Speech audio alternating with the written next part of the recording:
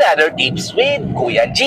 Well, kapatid, may nagtanong sa akin, sabi, bakit may mga lalaki na ayaw pagtrabahuhin yung mga partner nila? Well, let me enlighten you on that one. Bilang lalaki, responsibilidad naming alagaan, protektahan, at ibigay hanggat makakaya namin yung ginhawa sa buhay ng pamilyang meron kami at sa magiging asawa, anak, at sa partner namin, di ba? Hindi dahil sa ayaw namin kayo pagtrabahuhin o mawalan ng karir o maramdaman ng mga kababaihan na mawalan kayo ng silbi. Ginagawa namin yon para ma-feel namin na lalaki kami, di ba? Kasi inborn sa amin na kami nagpro-provide.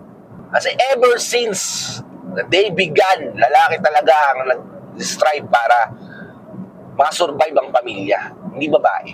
Now, kung isa ka sa mga career woman, tapos nakahanap ka ng partner na ayaw kang pagtrabahuhin at nabuburyong ka na tutuliro ka kasi gusto mo magtrabaho, maghanap ka na ng ibang partner. Kasi yung lalaking napili mo na yan na ayaw kang pagtrabuhin, gusto niyang maramdaman mo yung pahinga.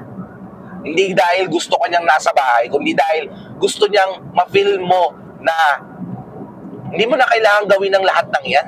Ang kailangan mo lang gawin, alagaan siya at magpahinga. Diba? Yun lang naman. Kung may mga idea ka, may mga thoughts ka, comment it down below. Okay? God bless. Peace.